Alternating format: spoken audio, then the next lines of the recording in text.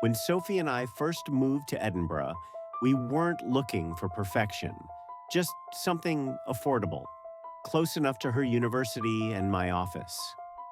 The building we found was Victorian, tall and brooding, with weathered stone walls that had seen centuries of rain sweep across them.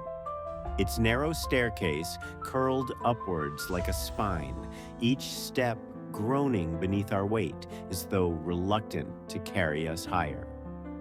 It was the sort of place that seemed romantic in the daylight. Iron railings, stained glass windows catching the morning sun, carved lintels above the doors.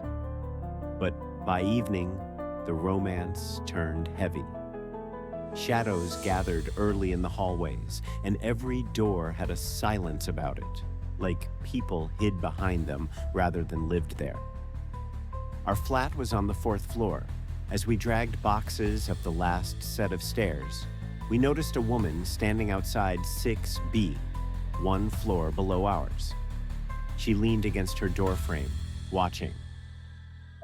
She was older, perhaps late 50s, with a narrow face and a mane of chestnut-dyed hair streaked with stubborn gray at the roots. She wore a wool cardigan that hung too large on her small frame, despite the fact it was unusually warm for early autumn. In her hands, she carried a porcelain plate covered with biscuits, shortbread stacked neatly. "New tenants?" she asked, her voice husky, each word wrapped in decades of smoke. Sophie, ever the polite one, smiled back. "Yes, just moved in today." The woman's eyes softened in a way that seemed rehearsed. She held out the plate. "Welcome, then." "I'm Margaret. I've been here longer than most. You'll find it's a good building, so long as you keep to yourself." We both reached for a biscuit. They were shop-bought. Marks and Spencer, the packaging still visible in the bin outside her door, but she had taken the effort to arrange them on china with painted violets. I thought it sweet, even quaint. Sophie, though, whispered to me later that night that something about her felt too interested. Within the week, Margaret became a daily presence.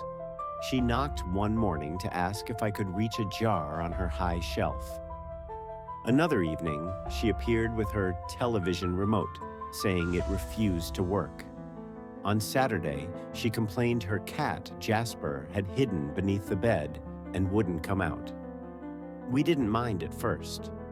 She lived alone, and loneliness makes people invent reasons for company.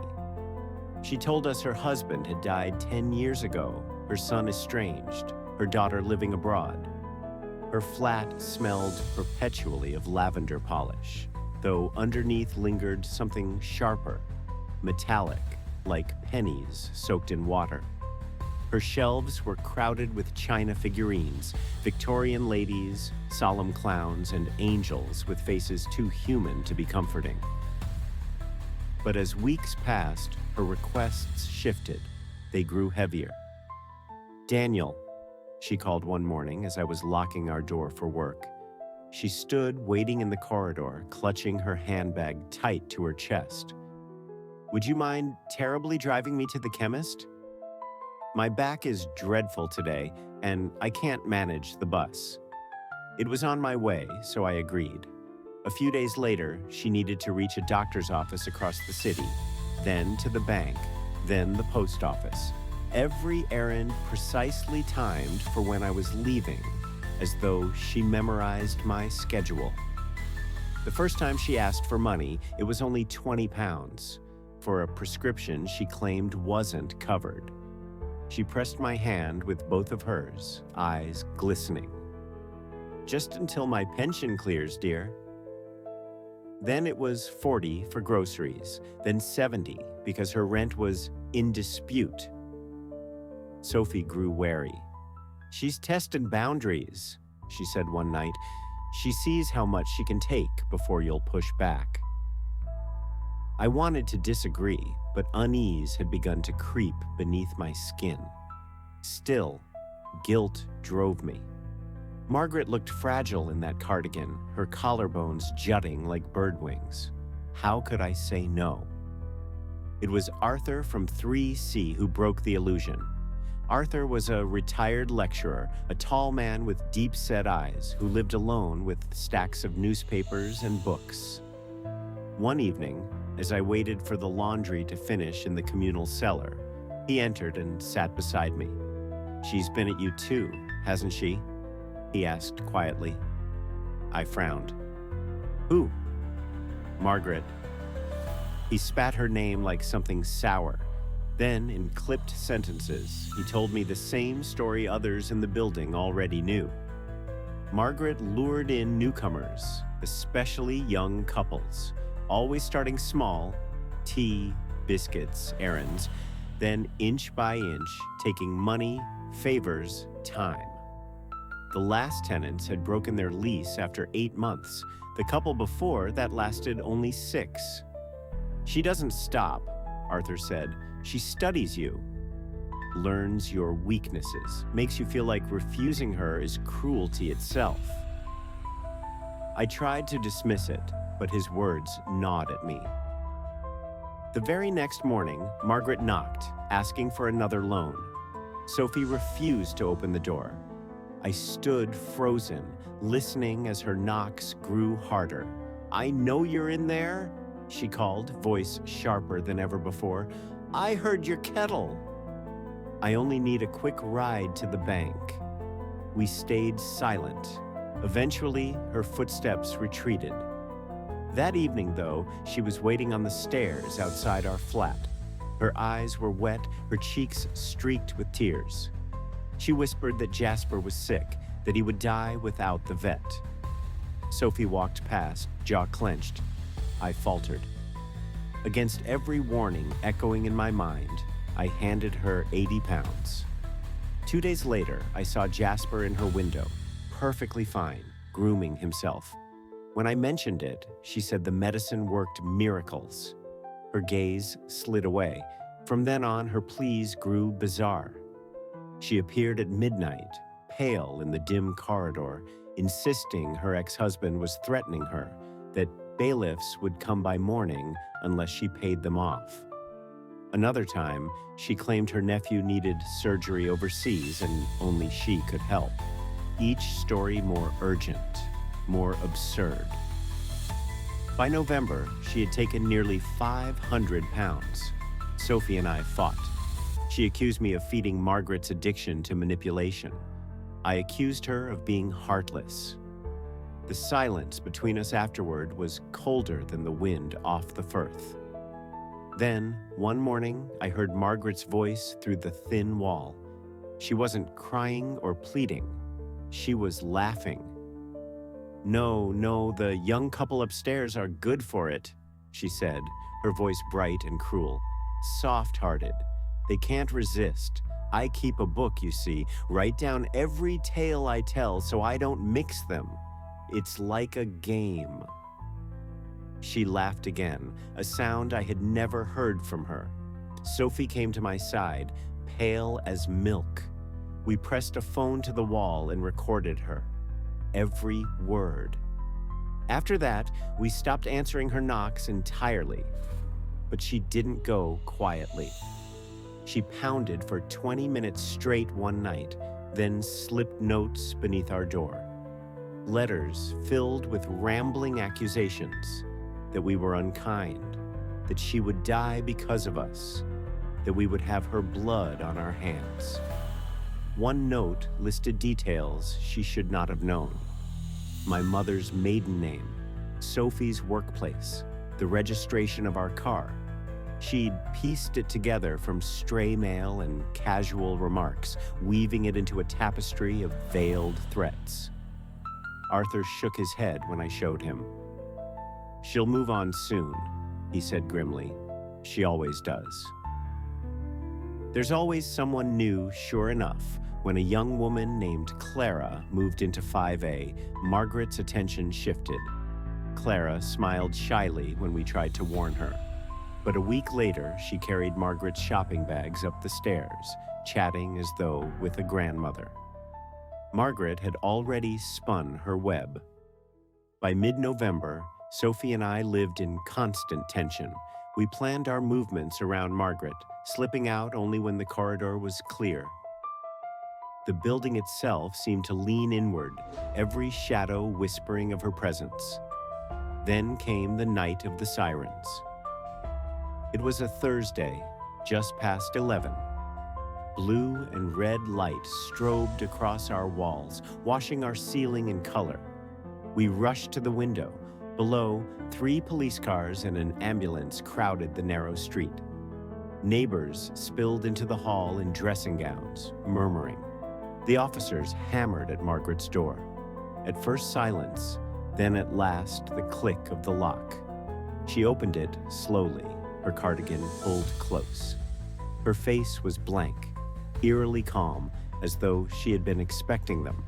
They led her out in handcuffs. She glanced at us in the hallway with no recognition, as if we were strangers she had never seen. Arthur leaned close and whispered, "Her brother in Glasgow. Found dead 2 days ago, suspected poisoning." The word rippled through the crowd. Poisoning, insurance money, power of attorney. The detectives questioned each of us the next morning. They asked about Margaret's requests for money, about her stories of sick relatives, about the notebooks she kept. We never saw her again. A week later, cleaners in protective suits emptied her flat. The stench that escaped when they opened her door was indescribable, a mix of rot, chemicals, and something faintly sweet. They carried out box after box of notebooks, each one filled with names, dates, details. Our names were there. My weakness for pity. Sophie marked as resistant requires guilt. The building manager later told us Margaret had never once been late on rent. Her accounts were full. All those desperate tears, all those stories, they were theater. A performance perfected over decades. We moved out the moment our lease ended to a newer flat across the city. But sometimes, when I walk home at night, I feel watched.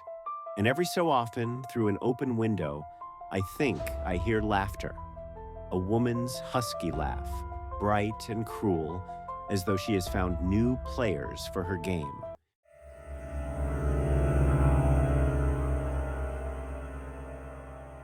I never believed in horror stories until I lived through one myself. Back in 2019, I was 27 and freshly out of a long relationship. I wanted a clean break, somewhere far from the city noise and the constant reminders of my old life. That's how I ended up renting a house on the coast of Maine in a small town called Greyhaven. It wasn't much of a town. Half the stores on Main Street were shut down, and the only nightlife was a single bar with flickering neon. But the house I found was beautiful. A 2-story Victorian style, pale blue with white trim, standing at the edge of a rocky cliff that overlooked the Atlantic. The price was shockingly cheap, and I convinced myself it was just because it was off-season and no one wanted to live there in winter. I moved in that November with just a U-Haul full of essentials. My plan was to work remotely as a freelance writer, spend my mornings staring at the sea, and finally have peace. For the first couple of weeks, that's exactly what it felt like. The house creaked a lot. Old wood tends to do that. But I told myself it was part of its charm. There was even a small attic room with a circular window that looked directly out over the water. That became my office, and every evening I'd sit there, sipping wine, listening to the waves crash against the rocks below. The neighbors were almost non-existent. The house directly to my left had been empty for years, the paint peeling off in strips. To my right was an older man named Mr. Hargrove, who lived alone and kept to himself. The first time we met, he warned me with a strange smile. This house, people don't tend to stay long, but you look like you've got a strong spirit. I laughed it off at the time, but his words kept echoing in my head, even weeks later. It started one night in December. I'd stayed up late working on an article, and around 2:30 a.m., I heard it. 3 slow, deliberate knocks on the back door. Not the front, not the side, the back door, which faced the cliffside yard and the ocean beyond. I froze, hands still on my keyboard. Nobody should be back there. The gate to the yard was chained, and the cliff made it impossible to approach from the beach. The knocks came again, heavy, patient. I grabbed a flashlight and crept downstairs, my heart pounding so loudly it felt like the whole house could hear it. When I flicked on the back light, the yard was empty, the gate still chained, the ocean silent except for its endless roar. I told myself it had to be the wind, maybe the house settling, but something deep in my gut knew better. 2 nights later, it happened again. Same time, 2:30 a.m., 3 slow knocks. This time I didn't go down. I just sat frozen in bed, staring at the ceiling, clutching my phone like a lifeline. By the 3rd time, I was ready. I left my phone recording by the back door. At exactly 2:32 a.m., the knocking started. When I played back the audio, the sound wasn't just knocks. It was almost like dragging, wood straining, something pressing hard against the door before rapping 3 times. The next morning, I checked the door. There were scratches around the frame that hadn't been there before. I tried bringing it up to Mr. Hargrove one afternoon. He was tending to his overgrown garden, wearing a wool cap that looked older than I was. When I told him about the knocks, his face darkened. "Always 3?" he asked. I nodded. He muttered something under his breath, too quiet for me to catch, and then said, "Best thing you can do is not answer. Not ever. Once you open the door, it knows it's welcome." I wanted to press him, to ask what the hell he meant. But the way he looked at me, like a man who'd already seen too much, made me swallow my questions. That night, I barely slept. A week later, I decided to explore the attic more thoroughly. There was a small crawl space behind one of the walls I hadn't paid attention to before. I pried it open, expecting dust and maybe an old trunk. Instead, I found a box of personal belongings. Inside were photographs, black and white, yellowed with age. Families standing on the cliff behind the house, children smiling stiffly. And in almost every picture, in the background, a dark shape near the back door. Blurry, indistinct, but always there. There were also journals. The most recent one dated back to 1987, written by a woman named Margaret, who'd apparently lived there with her husband. Her last entries chilled me. The knocking won't stop. Richard says it's just kids playing a prank, but I know better. Last night I swear I saw someone at the glass. Not a face, just the outline. It's waiting for me to slip. That was the last entry. The rest of the journal was blank. It wasn't just the knocks anymore. One night, I woke up to the sound of the attic window creaking open. I knew I'd locked it. When I crept upstairs, the round window facing the ocean was wide open, the curtains billowing inward, though there was no wind. On the windowsill was a smear, dark, sticky. My mind screamed blood, though I never had the courage to test it. I slammed it shut and nailed it closed the next morning. By January, things were spiraling. The knocks came every night, sometimes twice. The scratches on the back door grew deeper, gouging into the wood. And then I started finding things inside the house moved. My coffee mug in a different cabinet. My shoes left by the back door when I knew I'd left them upstairs. The attic journals stacked neatly on my desk one morning when I hadn't touched them in days. I stopped feeling alone, even when no one was there.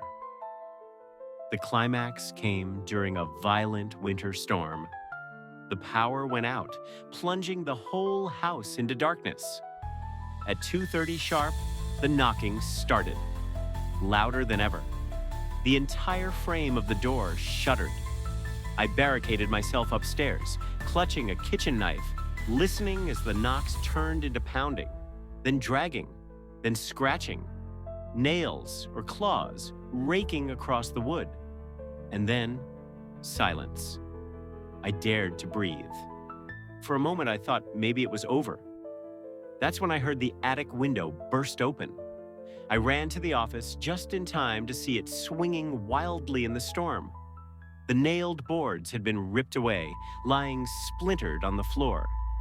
And in the reflection of the glass, lit by the lightning outside, I swear I saw it. A figure, tall, featureless, standing behind me. I spun around, knife raised. Nothing. Just the empty attic. But the smell lingered. Damp earth, salt, decay. I didn't sleep the rest of that night. By morning, I'd made my decision. I packed everything I could fit into my car and drove straight out of Greyhaven without looking back. Mr. Hargrove was on his porch as I left. He didn't wave, just watched with the saddest expression I've ever seen on another human being. I never went back for the rest of my things. It's been years now. I live in a small apartment in Boston. Bright lights, crowded streets, constant noise, the exact opposite of that lonely cliffside house. But sometimes, late at night, I still hear it. 3 slow, deliberate knocks. And every time, I check my door. Every time it's locked. Every time, nothing's there. But deep down, I know it found me. And it's only waiting for me to answer.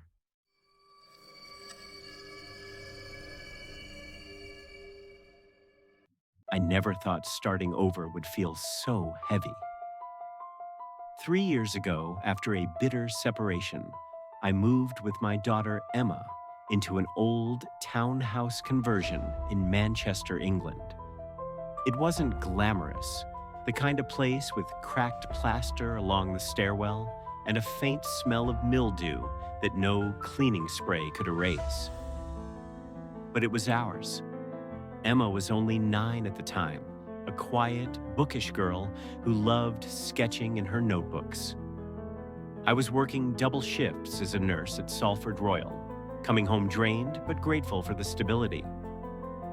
After years of turbulence, routine felt like safety. The townhouse was split into 4 small flats. Ours was 2B, with creaky floors, narrow windows, and heating that clanged like angry pipes in the night. Directly above us was flat 3A, which had been empty until late spring, when a man named Mr. Hargrove moved in. The first time I saw him, he was dragging a battered suitcase up the stairs, his breath whistling as though each step was punishment. He looked to be in his early 60s, lean but wiry, with thinning gray hair slicked back too neatly. His clothes were always one step away from shabby, but pressed with obsessive care. "New upstairs neighbor," he said, voice rough like gravel rubbed together. "Name's Hargrove. Good to meet you."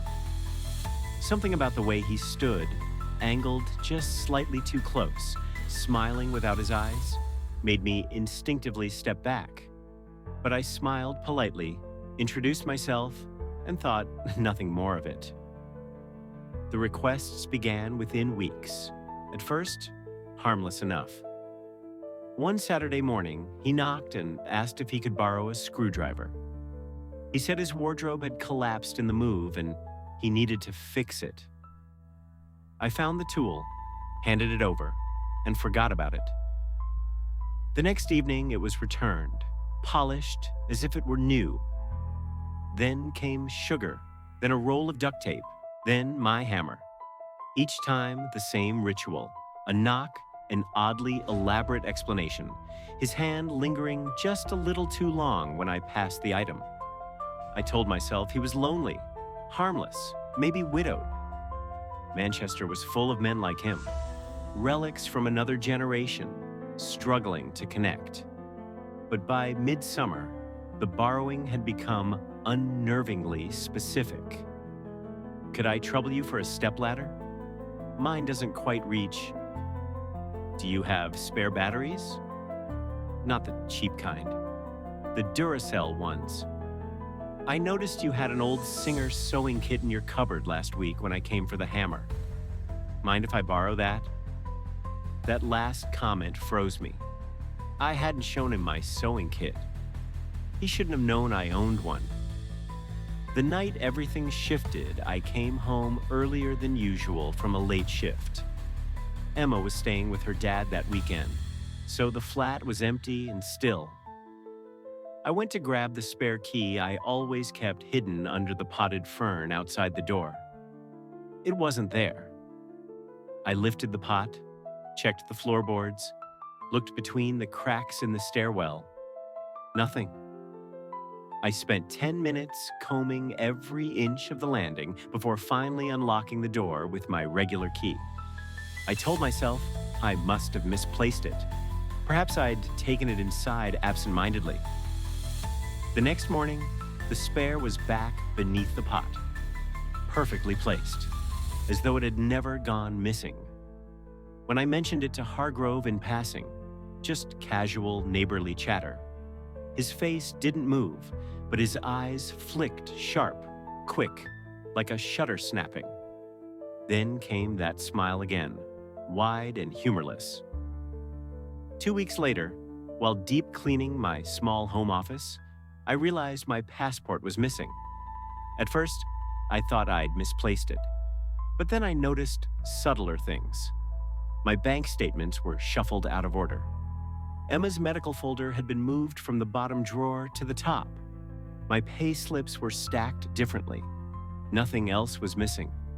My laptop, jewelry, even cash in a biscuit tin.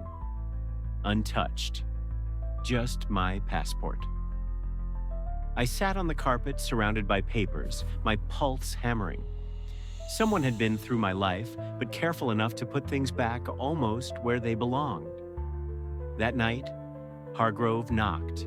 He wanted to borrow my torch because the hallway bulb upstairs had gone out. When I handed it to him, I noticed a fresh scratch across his hand. A paper cut, shallow but new.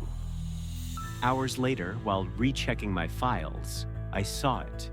A faint streak of dried blood on the corner of one of my bank envelopes. My stomach flipped. It was him. It had to be. I installed new locks the next day. Deadbolts, chains, the works. I bought a cheap motion trigger camera system from Curry's and placed one facing the door, one facing the back stairwell. That first night, I barely slept. At 3:14 a.m., my phone buzzed with an alert. When I checked the footage, I saw him. Hargrove standing perfectly still outside my door. Not knocking, not moving. Just standing, head tilted slightly as though listening. He stayed for nearly a full minute before retreating.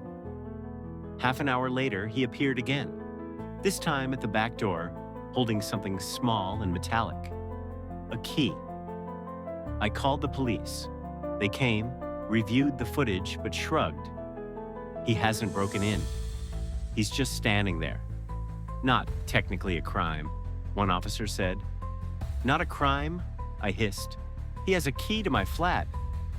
Change your locks. Document everything, was all they told me.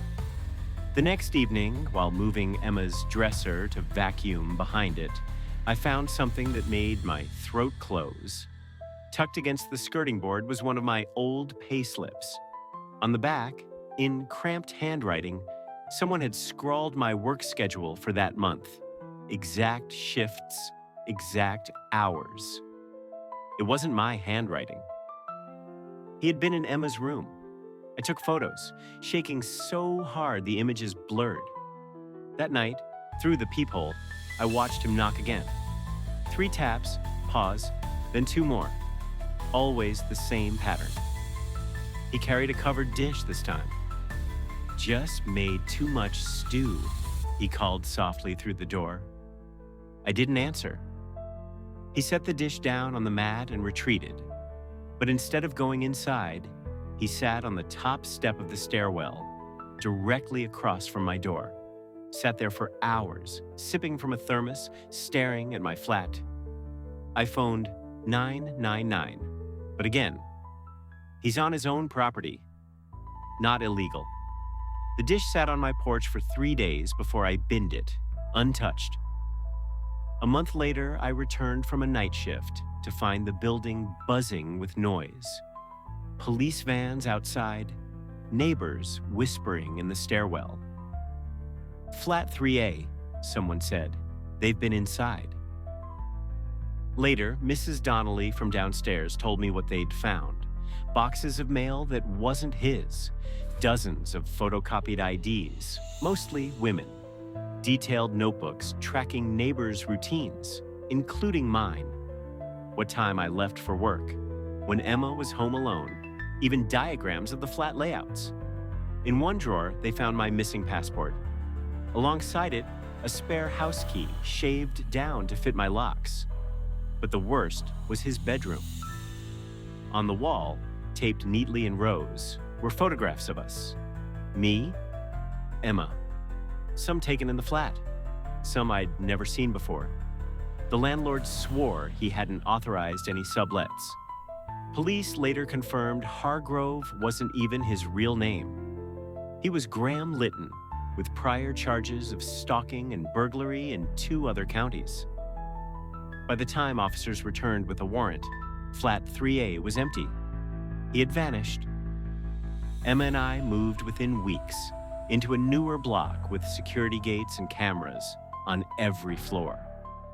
But the damage was done. To this day, I check every lock 3 times before bed. I keep no spare keys outside. And when a neighbor is overly friendly, I feel that creeping dread crawl along my spine because I still don't know how many times he stood inside our home while we slept.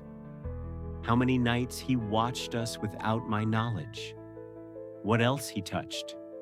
What else he took. And the not knowing, that will haunt me forever.